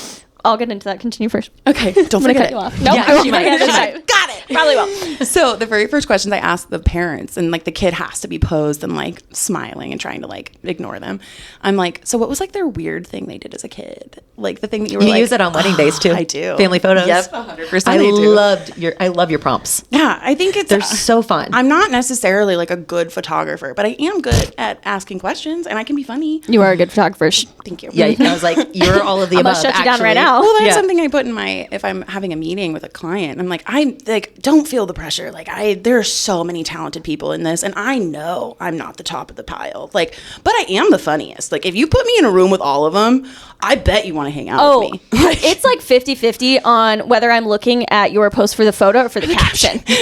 Honestly, I'm like, your captions are always so good. Oh gosh. And so like, no, they're so good that half the time I'm kind of like, I'm looking at the caption more than the photo. Obviously, That's I why love she your does it that photos. way. That's what she's wanting. So Keep them coming. Keep them. and But I can that's- only imagine then that's like what you're giving your clients. Like I've never gotten to see that side. Like obviously I you was gonna said say you have. literally my favorite wedding days. Love you too. Love wedding days with Grace. But no, Just kidding. But they're just we're just spending the entire day laughing. Yeah. We really are. Every single wedding that we have together, regardless of how the couple is and their personality, it's still Yeah. the And best. honestly, like if we're talking about our professional relationship, something that I definitely wanted to hit on during my time with you guys is that I notice a significant difference in the final product of the weddings that are curated and managed correctly. So literally almost every wedding that we do together is Almost? top of my... Just kidding. Kidding. I'll take the compliment. Shut up, Sarah. Cut that. Every wedding, no. Every wedding, every day with you is magical. But I do notice that like working together, I love my end product like a lot more. And I don't know what it is. I don't know what it is. It's you obviously, but it's like the management of the wedding on the front end rather than the day of, which is great. But what was the original question? I honestly don't know either. Damn it. Oh, I was going to tell you about the seniors. Yes. Okay. So they have to tell me like their kid did something weird. Right. Yeah. And then at the end, I asked them like, okay, parent, what do you think is their biggest accomplishment? Like, let's brag. Like everyone loves to accomplish things. I love accomplishing things. So they say that. And then I turn to the kid and I'm like, hey, what do you perceive as your biggest one? And I get so many cool answers. It's not all measurable things. Sometimes they are, but a lot of them, and especially for young girls, the parents are like, they went through it and they made it out. And that is such a big accomplishment. And I have to tell them like, that's not a bad answer. Yeah. None of this, like your measurable accomplishments it can be more conceptual. Like it can be a conceptual answer that's the more like accomplished thing, you know? And so I also tell them, I said, one of the things that you're going to experience in college is that you're going to think that people are smarter than you, and they're not. They're just louder.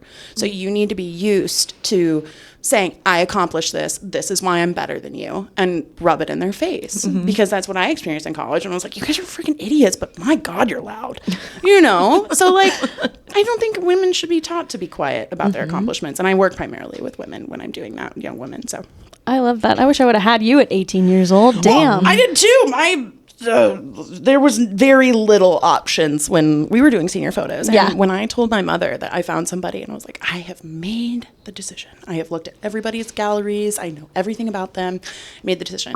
The person I picked, who is still the top dog in, like, I think in that, you know, genre, my mother almost killed me because it was like a base 1600. She goes, oh, no, sweetheart. Actually. Yeah. And so You're like, Mom, you're a lawyer. Yeah, I was like, I presented this case so well. Yeah, I'm sure. I don't know why you're not on board.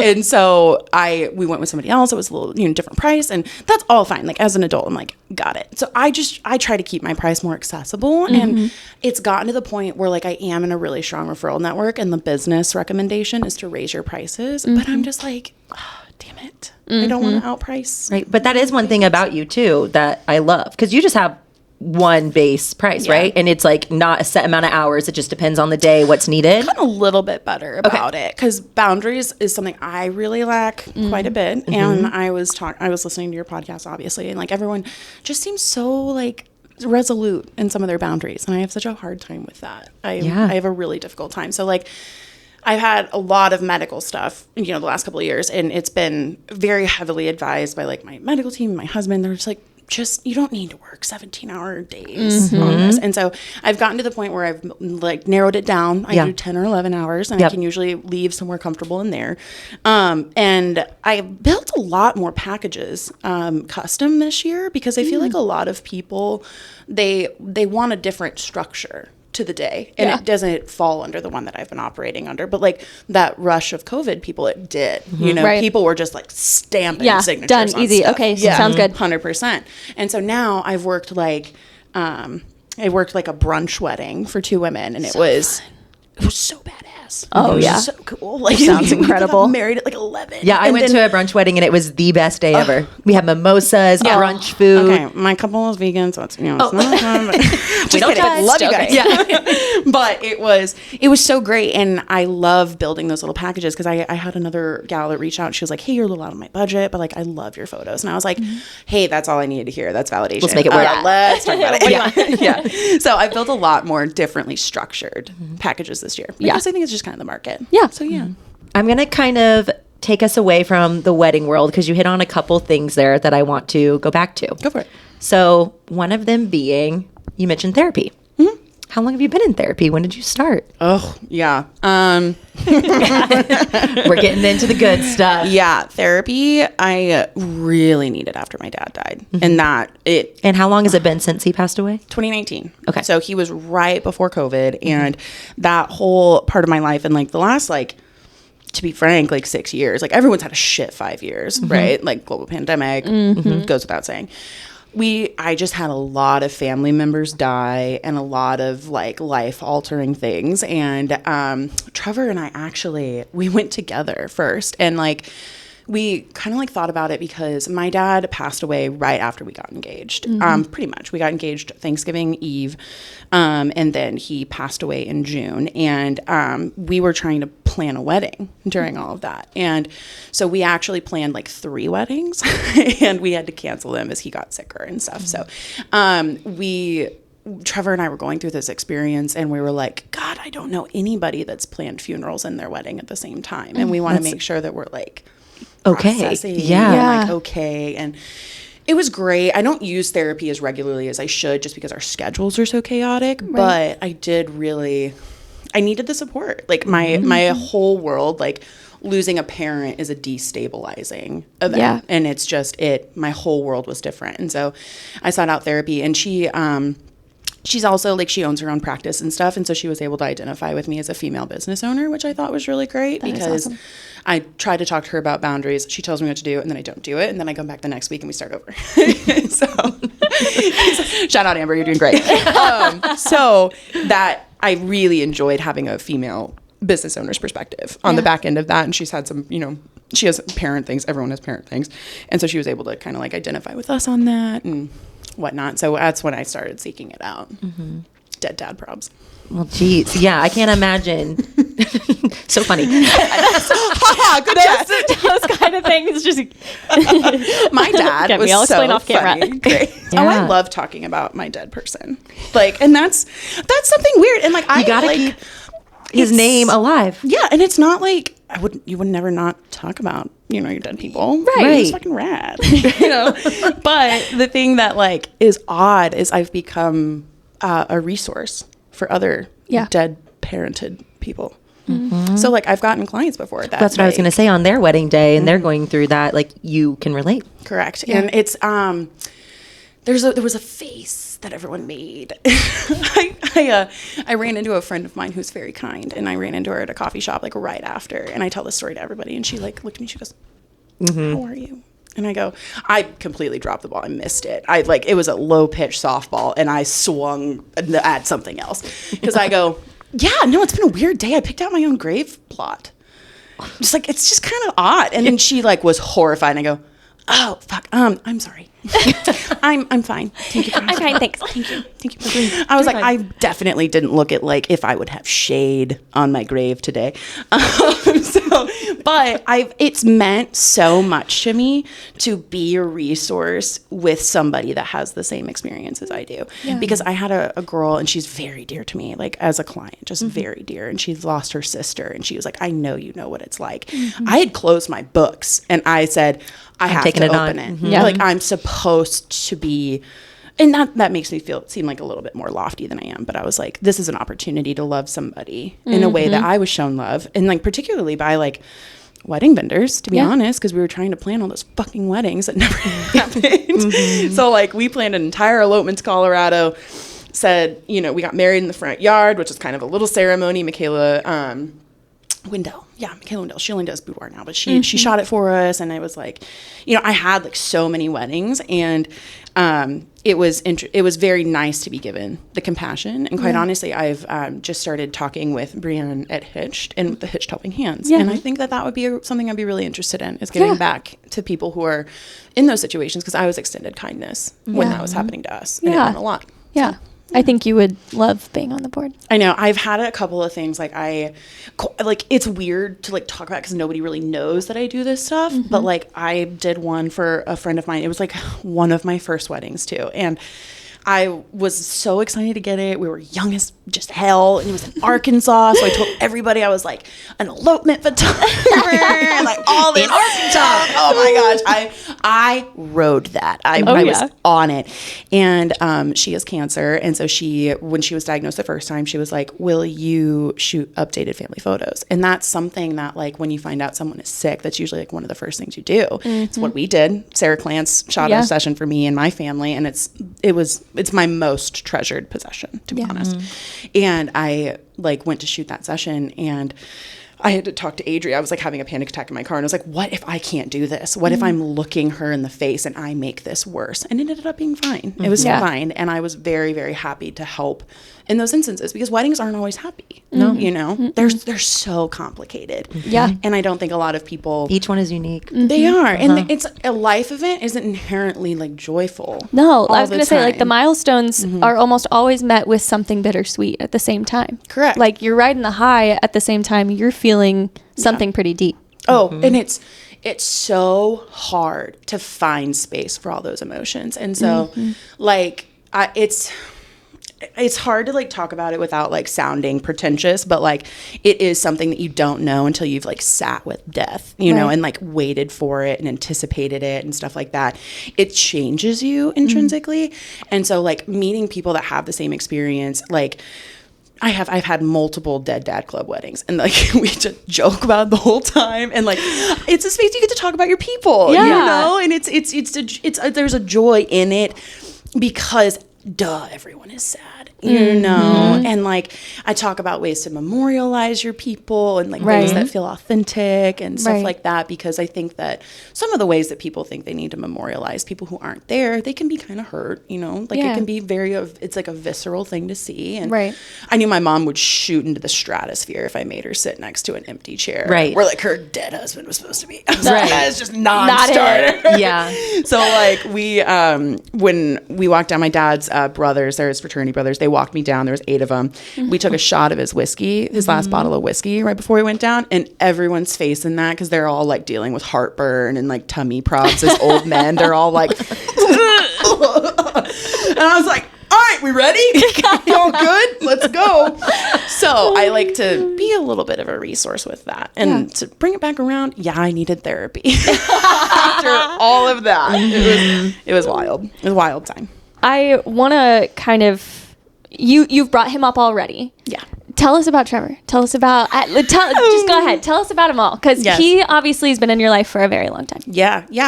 We met in 8th grade. And I thought 8th grade.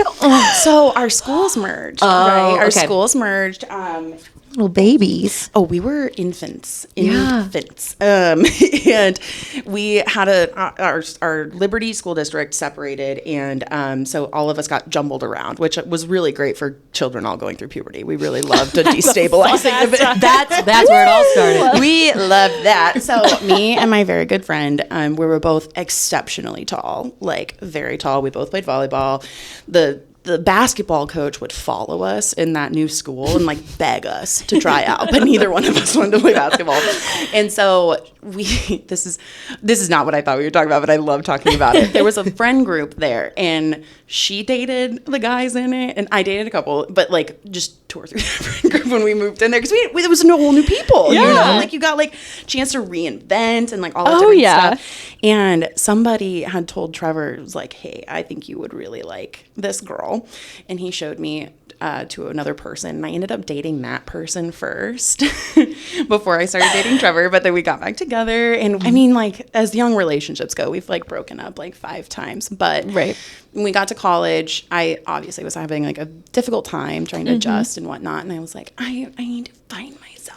Drink a lot of tequila and make bad choices. Get it out. You got to do it. I did it. Passage. I did it. And then I was just like so shocked when it was like a bad experience. I was like, I wonder why. I have so much feel like heartburn shit every day. And like at the time it was, does this hair look okay? It's a little floppy. It is. Oh yeah, fix that. Yeah. It's a little sweaty under there, Grace. No, you're fine. Okay. Keep this in. Don't cut. Yeah. How's that look? So good. I saw it in the peripheral and I go, interloper.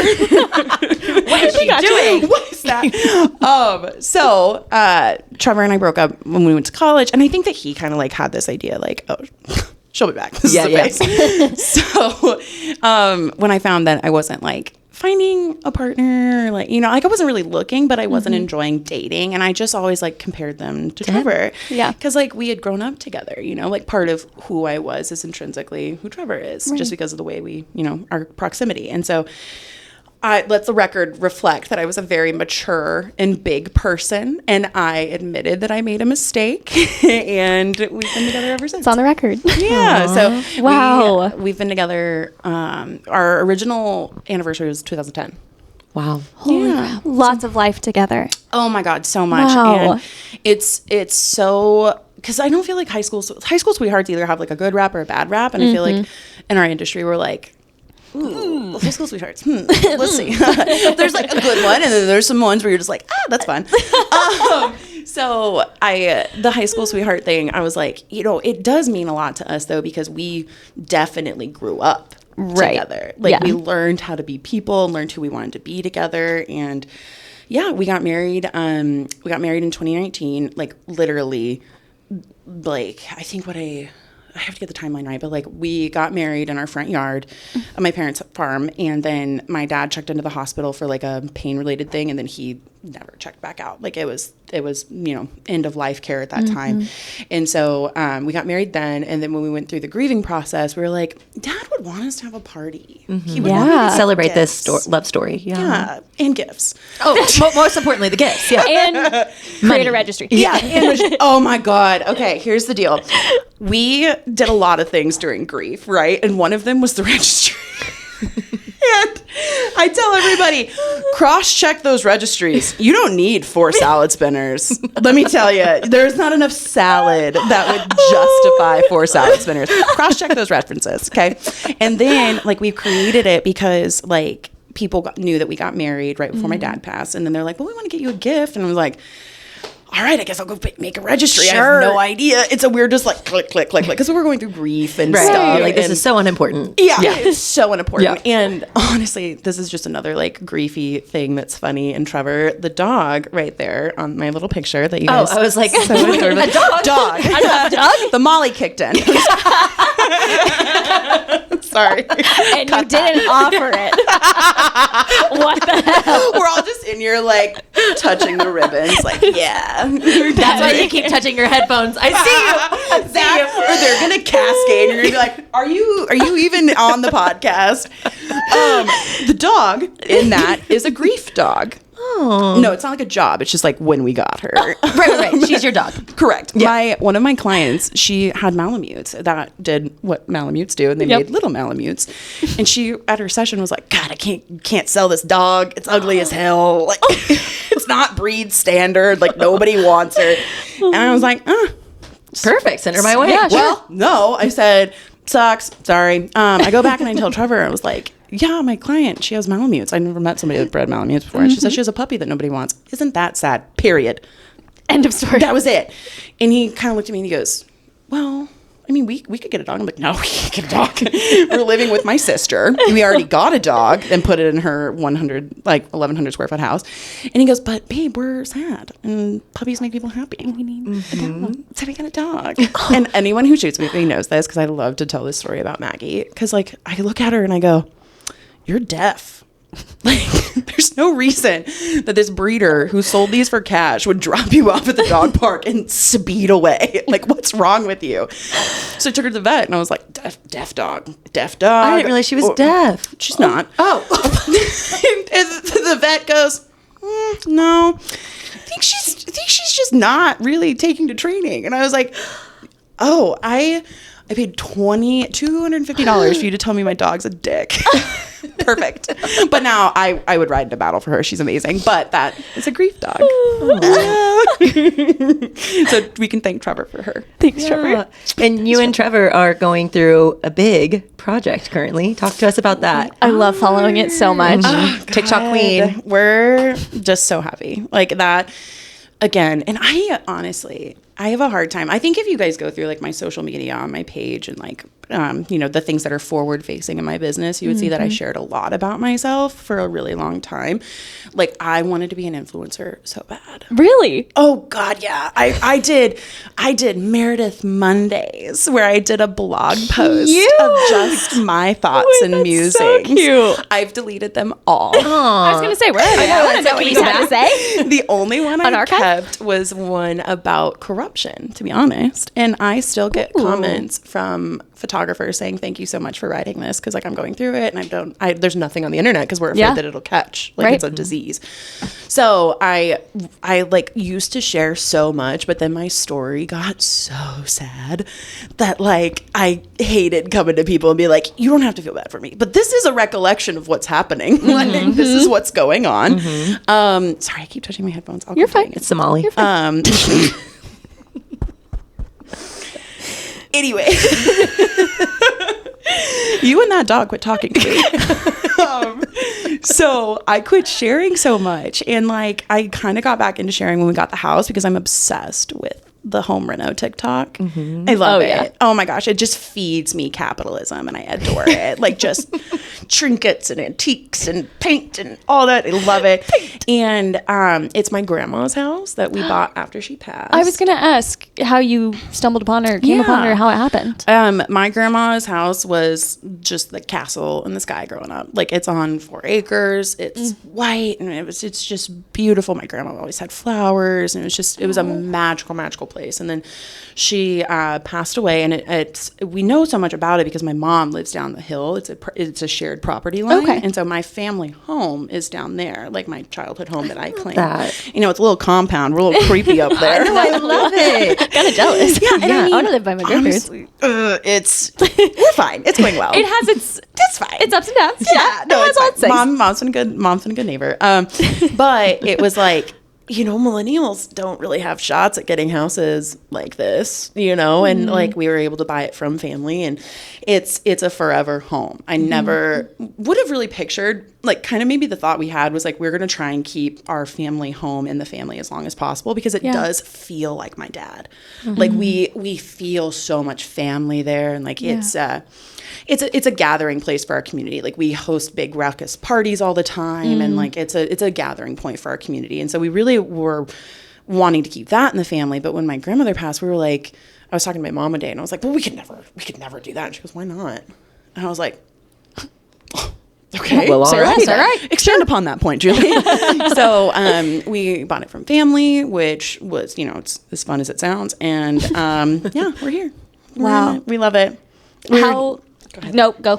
We're designing my forever garden, and I've never been more amped in my life. I know. I literally started thinking about it one night and was up until 3 having ruminating thoughts. Oh my god. What are you going to... Oh, everything. Yes. Yeah. Well, what I really want to do, and TM, caption, copyright, all of the things, I'm going to make a little place for photo shoots. I'm going to do flowers and stuff. And so I'm like, that's good. Yeah, it is. So good. Yeah. Wow. There's a very few places in Kansas City with that business structure right now. And the one that I am familiar with, it was fine, but it was kind of expensive for like the amount of time that you were there, and it was kind of high pressure. And I was like, I would love to be able to create a space that's designed in my own, like what I think makes the most sense. And so then there's also like a small community of flower growers in Kansas City that they meet up to do local buys for wedding vendors and stuff. So I don't think I got a little bit of land that I could do some stuff with, but I think it'll be a cool place because it faces west. Oh my God, I know. Honey, and I'll be over every day. We're on a hill. We're one of the higher elevation points in Clay County, so we get all of that sunset. You're literally living my dream. Yeah. And I am like in it. I am. You would have to drag my body out of that. Like, I love that for you so much. I know, and I can't wait to watch. I know. Holy smokes! I'm so scared that people get like annoyed with my bullshit. Don't ever think that. No. But never. The thing about TikTok is it was like completely personal. Like I'm not making money off. I'd love to make money off of that. Sponsor me. But we would like to make money off of this as well. Exactly. And see, the thing is, I see dumb people make money all the time, you know, on TikTok, and I'm like, I'm halfway intelligent. I can do this. I can do this. They can do it. I can. That's kind of hard. I didn't really love like learning how to cut videos and stuff. I've just never been around that media, but I'm kind of getting it. But yeah, it's just a personal thing. It's fun, and it feels like sharing that personal side of me again, which I really shut down because nobody has to care about like all of my things that are bad going on in my life. But if it brings you joy to share it, you should. And the people that care and want to see it will ask, and the people that don't, then they don't have to watch it. They'll just swipe right through. Yeah. And if we're talking like marketing, I think I get so wrapped up in trying to produce like the content that's going to attract an ideal client, right? As one does with a social media facing business. Right. But I just posted about some infertility stuff. Where's that engagement on my senior photos, guys? Like, 400 of you liked this? Are you like, that is wild engagement. And it was the first time that I had posted something personal like that in a long time. I think really, I do maybe like one every year, but like it's very little that I show up on my own Instagram. And so it was a really good reminder that the people that are on that Instagram are there because they want to know you, they already know you, or they're going to get to know you, you know? So Hell yeah. it was a really good reminder as far as like marketing strategy goes. Just be yourself. Tell your story. Tell your truth, baby. So we say all the time. Ooh, yeah. All those, the truth and the vulnerability thing. Yes. And like, I knew like a couple of photographers were like, vulnerability looks good on you. And I was like, oh, good, because it looked like a typo and a mistake when I posted it. So perfect. Happy to hear that. Yeah, I was like, that shit almost came down, man. I was like, nope. Because also talking about reproductive health, it's like, it feels like ovaries are so off limits. Like, don't talk about ovaries. Nobody wants to talk about ovaries. Oh, so many things. That's the title of my episode. Don't talk about ovaries. Going into fertility. This is also where like Sarah and I talk about like I don't know how to ask people questions without feeling like I'm intruding or feeling like I'm what? What's that? Is there something on my face? It's I thought of that movie. I think it's the movie where they create the fake college and they like haze that one guy in the hot dog suit and like his thing was like ask me about my wiener. I was like, ask me about my ovarian cysts. It was a very intrusive thought, and I want to rewind that because you looked so serious. No, I was just trying to gather my thought. I looked at you and I go, ask me about my ovaries. Is that a better segue? Because at least now we're laughing. Yeah. Right? That's why I was like, fuck, I don't know what to say from here. So thank you. That was a great segue. You just look me in the eye and say, what's it like being so infertile? But if you're not gonna laugh, like what the fuck? No, like, if you're not laughing, you're supposed crying. to manage it. Oh, God. Without if you're not laughing, you will not get through it. Like it is so just dark and like it's just sad. It's a sad thing. Yeah. You know, we spent so much of our lives avoiding it, and we were just wildly infertile. We weren't lucky. Right? It's not gonna happen. So, yeah, that's the stage of life that we're in. How did you, because like I feel like now into my late 20s, I'm like, why were we not educated on this? Why am I just stumbling upon this on my own? Like, how did that journey start for you? You want a story? Yes, yeah, we do. Okay. You've got the mic. So, Adri, welcome back to the group chat. Adri sent out a little text message and she was like, hey, does anybody want to shoot the opening of the airport? And I'm like, sign me up. Like the airport, we all remember was a really big deal. And like, Adri covered a lot of that stuff. And I was like, I will ride your coattails until I can no longer. Like, please take me. So a couple of days before we're supposed to do that, I am having a lot of pain, a ton of pain. And I'm sitting there going, this is borderline too much for me. But I have always had excruciating, periods. That's just what it's been. And so Trevor and I, like, we go to my primary care physician and she touches my abdomen and I like flex back. I'm like, nope, that hurt. And she goes, ooh, that means you're outside of my realm of treatment and you need to go to the ER right now. And I was like, oh, fuck. Okay. So we go to the ER. Trevor's with me. We're just chilling. The pain is still there. It's going to just, there. We really want to just make sure that, like, it's not something that's going to get worse. Right. And it's pretty bad. But we're sitting there and, like, and they took my photo at that intake from my St. Luke's profile. I am roadkill in that photo. And it comes up. They won't change it. They I have a redo? And like I am in the middle of what now I understand was an endometrioma rupture, which is, I'll tell you like how bad that is for people that just don't have a reference point for it in just a little bit. But we're sitting in this ER and there's literally a woman in front of me that is yelling about threatening to commit suicide so that they would have to take her back and see her. She goes, I've been here for 8 hours. You guys aren't taking me seriously. And I go, oh, 8 hours? We're going home. I don't do this. I'm not staying here. So it got a little bit better. Like we did lots of heating pads and I am on so much Aleve. It would take a horse. Like it's rough. So just really doped up on that Aleve because I'm like, I'm not telling Adri I'm not doing this. Like I want to do this so bad. Get through the first day. It's a lot of like the formal stuff, right? Like the speeches and like all of that. And then the second day is the fun stuff. There's like a jazz band and there's some cocktails and it's fun. And so I get through the first day, fine. Get through this. I'm getting to the second day and I'm like, this doesn't feel good. Okay.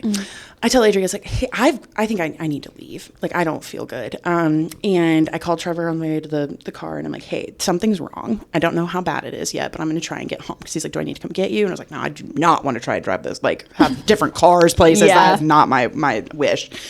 So I get home and at that point, it's a panic thing. You know, that thing where you're like in too much pain and your body starts to like turn how it's handling it. And I'm like, okay, well, maybe I'll go to the bathroom. Maybe this will feel better. And so I'm just sitting there and I'm like, this is not getting better. And I laid down flat and Trevor, he comes over and he's like, can you show me like where it hurts? And he touched, and this is going to be like a lot. So trigger warning if you're like easily like grossed out, but I felt my organs like move over one another. And I was like, oh shit, that's not good. And so I'm like, we have to go to the hospital like right now. And so I get into the hospital and I'm shaking, and like I remember being in this wheelchair and I'm drooling because I'm like crying and sobbing so bad. Trevor it like shot into outer space. Like he is not well. He is terrified. My mom comes storming in, but it was so bad. Like they get me in there and they're like, oh, your appendix is rupturing. Like that's what's wrong with you. So I'm like, I don't care what it is. Just figure it out. Fix it. So I get in there and I feel something. And this is just like, you know, what happens when you have an endometrioma or an ovarian cyst rupture. I felt like this thing of like fluid kind of go across my body, like something like popped. And I was like, oh, am I bleeding to death? Like, what the fuck? Like, I am cussing. I am fuck this, fuck that, this fucking sucks. And like they try to close like the little curtains. They're like, keep ma'am, ma'am. And they've hit me with Dilaudid, they hit me with fentanyl. They're just boom, boom, trying to get that in there. And I'm not responding. The only thing that kind of made it better was a mood kind of stabilizer. Take me back. I'm at least docile now. And they get me on the table and they're like, okay, it's supposed to be like 2 hours. We'll come get you. And it had been 3 and they hadn't come to my family yet. And we we don't do hospitals well because like we have a dead person. So like everyone in there is like not well. They come in and they're like, okay, we had her on the table with a male surgeon. And he took out my appendix, which was fine. And then he sat there and he was like, what is this? This is a lot of fluid. They brought in a female surgeon. She knew exactly what it was. She was like, this is like a ruptured ovarian cyst or an endometrioma. Let's get her off of the table. She's been here for a while. So they did that. And that's really the only way that people with endometriosis are diagnosed, because it's almost kind of like considered like bunk science. Like there's some people that don't believe in it. But like when you have an event where like the logical conclusion is that your appendix is ruptured, that's the level of severity and pain that people are in. Like people used to die from appendicitis. Like 1800s people were just like done. Like that was it. That was it. That was the end. So now that I have like a name for what it was, I know that it's happened to me 2 other times because I've just been like on the floor, like shaking, trying to like ride it out. And so we went through that whole thing, healed up, and this happened kind of in an off season, so it was a pretty good time for it to happen. But that's like a fucked up thing to say because like now I'm also dealing with another surgery where I'm like, okay, well, how can I do this where I don't lose money? You know, which is just a weird thing. Yeah. As how a do business I owner. work around my health? How do you work around your health? Yeah, and then you're like, oh, I need everything else first. Yeah, and then you're like, oh, I'm realizing I'm putting my health last right here. Correct. And it's a subconscious thing. Like you catch it after you've made concrete steps that like solidify that it's in the back, and you're like, ah, fuck, that was wrong. Okay. That's what my best friend right now, she just said the other day, because somewhat similarly, I'm working through some health stuff too. And she said, as your friend, I'm going to tell you right now what you just said to me about trying to schedule this stuff around your wedding season. Stop. Fucked up. Stop. She's like, you can't say that. Okay. We can't say that, but like, what's our other recourse? Exactly. What's our other recourse? I know. And I have a lot of opinions, and I talk a lot about it with a lot of women in the industry where I'm like, I think that's what it is. I'm pulling on my little string. Okay. I talk with other women. I'm like, how did you have kids? Yeah. How did you have kids and not take a $20,000 hit? Because think, if you give birth in December or if you give birth in October, you have one wedding a weekend at $5,000 a pop. if a woman took a $20K salary cut in a normal structured business, that would be a lawsuit. She would own the company. Yeah. That's wild. Anyway, we go back in, and I'm kind of thinking like this whole surgery was so invasive. It was so like, you know, I was really hoping that it was like a new warranty on a car. And I'm like, at least I have like 5 more years. Like, I'm good.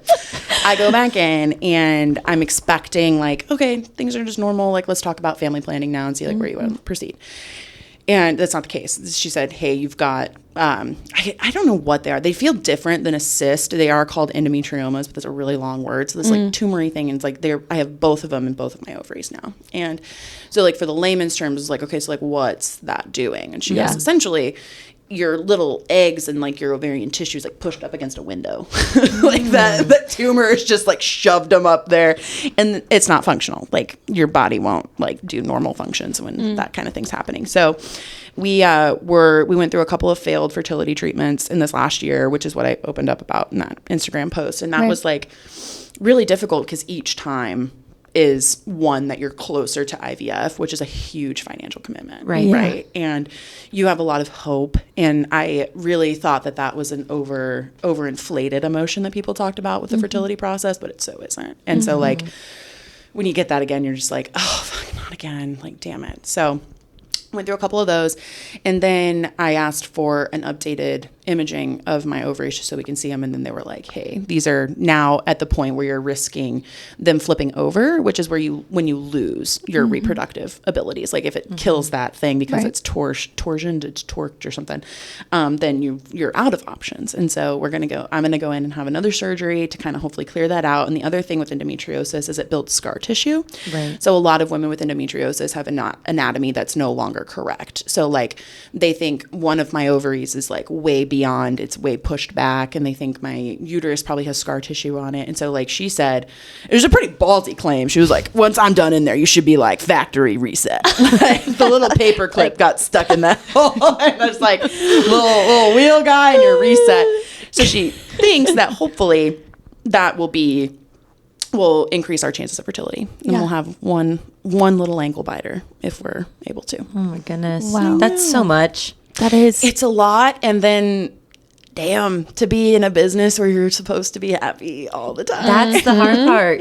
You're like, everything is totally fine. This day is all about you. Don't worry about me. I'm not going through anything at all. There's not thoughts in my head that I'm having that aren't about your wedding day. No. Correct. And I honestly, I had a couple of clients, and it's very nice when they do this, but they like want to take a moment and be like, hey, how are you doing? And I'm like, oh, nope. No, don't open that, actually. Nope, don't open those doors. See you later. One of my clients, right after my dad died, I came in there, and she's so nice. She's so sweet. And she actually really identifies with the IVF journey. And so we've been kind of like reconnecting over that. But she presented me with an ornament with my dad's picture in it. And I lost it. Oh, I left the building. I was like, oh, you can't do that here. So, like, it's almost... the compartmentalization is so real when you have to be sad and then do like a happy job. And like when we're talking about boundaries and like people pleasing and stuff, right? Thanks for tying it back Thanks for tying it in. It's like it's not like a linear thing, you know, because like how else am I going to do this job? Even though like it's not maybe the healthiest choice for my mental health or like, you know, what have you. But it's just, remember, I guess, for anybody that's watching this, that your vendors can be sad too, you know, and we can be going through some hard stuff, and it's just the nature of our job that we don't get to call in. Right. And like, honestly, like it sucks. I think a lot of photographers, I know at least I've been contacted 3 or 4 times of women who are having miscarriages and can't shoot their weddings, and they have to make a decision. And it's oh my God, what? Fuck. It is just wild. And I don't think anybody has a good answer. No. Right. The only thing I can say, and it was like one of the things that I wanted to like say on here in relation to like grief and owning a business, is have a little bit of a plan, because nobody cares about your bereavement leave. Unless you're your boss, you care about your bereavement leave. But there's no support for that. No. And so at the time that my father passed away, I actually had a friend that was a wedding planner. And so she was really plugged into the community. And so she helped me find coverage and stuff for that. But like, I think that's one of my biggest things is like, be cognizant of the fact that you need to be in charge of your own bereavement. And you need to have a plan in place, because it sucks, but it's only like a matter of time before everyone's in my position. It just happened to me a lot earlier than other people. Like one day people will have a dead parent, and like one day people have a medical emergency that they need to take care of, then shoot the wedding. You know what I mean? Yeah. So Fertility sucks, man. We know. Yeah. Are there a lot of dysfunctional reproductive organs in this room? You're amongst. You're in good company. Yeah, we're still figuring it out. Yeah. I would say that, though, like going into the fertility thing is just demand answers. Yeah. Demand information. Right. Be your biggest advocate. Be an asshole. Like, because you're not. You're literally just being human and demanding answers to your body. Correct. And honestly, like we had an instance where like a referral got lost or something, and like I'm having increasing symptoms that I know that like things are getting worse, and like one of those things is it's impacting like my normal cycle, which is usually like when it's really bad, it's like your whole body can't function now. Right. And so I called somebody. I'm like, hey, where the fuck is this surgery recommendation? Like, this is 2 weeks. Everything hurts. Like it's just, it feels uncomfortable. I'm like, oh, we didn't get one. That's so weird. And I go, okay, so who do I call when this ruptures again? Is it you? What's your name? Like, can I tell them that you told me not to worry about this? Because I go, when I'm on that table, I will be spitting mad because I've told you guys that this hurts and that this is not something that I want to preserve my health and whatever chance we have at having kids, you know? Right. So you just have to be a real big bitch about it. So one of my clients is an OBG, and I was talking to her about it, and I was like, I have an HSG test tomorrow. And I'm like, ugh, so annoying. And she goes, someone driving you to that? And I go, no. And she goes, oh, well, that can be a pretty painful procedure. And I'm like, what? And she goes, yeah, because if your fallopian tubes are blocked, that shit will open them up. Clearing it, yeah. And that is a singular painful event. And I go, no one told me this. Wasn't even aware. Oh my God. So I'm in... this is maybe a little bit longer story, but here I go. Okay. So I'm in the waiting room. I'm sobbing. I'm not handling it well. I'm back in a hospital. I'm back in one of the hospitals my dad was in. And I'm facing something that has pain. And because I had that injury in college, I am just pain avoidance. Like I don't do anything that like really I know is going to cause me pain. I'm crying. The lady calls me up and checks me in. I look on her little table, and she has a mouse pad with a bunch of photos on it. Whose photos do you think were on that? Your kids. Mine. What? She was a mother of a bride. And she goes, Meredith? And I go, yeah. And I am inconsolable. I am sobbing. I've got snot. I'm like, how are you? I love the mouse pad. And it was funny because her daughter, I literally just posted a photo of her daughter who also had an IVF baby. And we're just like one incestuous, infertile little circle. But like, Trevor goes, you talked to her for quite a while. Because I was at the wedding.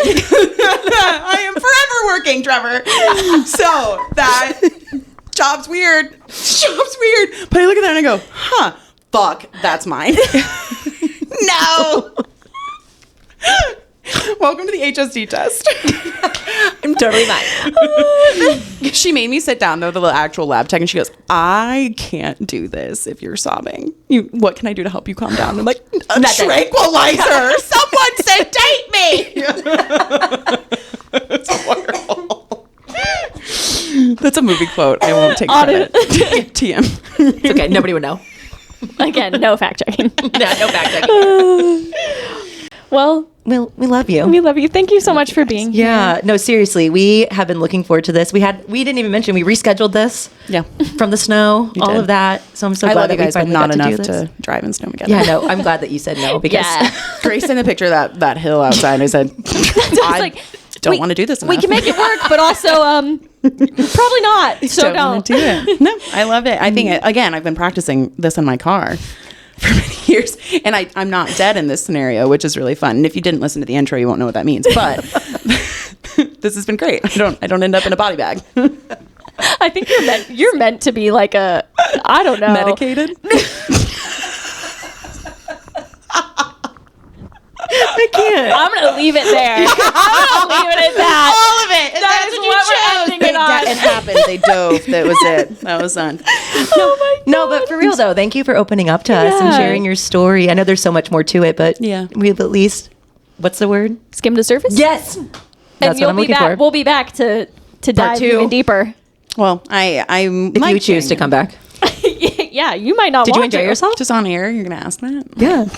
Yeah, absolutely. It's like, yeah, bitch, I am. Bold move, Cotton. Let's see if it plays out. Oh, such a good one. Do you know that? Oh, what's it from? Dodgeball. Duh. There it is. I'm not too little. objectively, fact check, incorrect. Our little. Be small. Be small. I mean, when did you graduate high school, Sarah? Me? I'm older than you. Well, duh. Like, when did you graduate? Excuse you. Excuse you. I graduated in 2011. Oh, okay, so we would have been like in the same school. Yeah. Like from there. Where did you go to school though? Olathe Northwest, baby. Go Ravens. Kansas. Do. Yeah. Come on, let's stand Oh, up boy. with Raven Pride. No. Oh, She'll that's do the whole what thing. it is. I thought this was She'll just do the dance too. I just thought it was a song break. It's like, We do those. Actually, do you have a favorite song right now? We can end with that. yes. Okay. So there's a guy named Vincent Lima on TikTok, and he. No? Grace, come back to us. Grace. Checked out a long time ago. My edible is kicked in. And there's the Molly.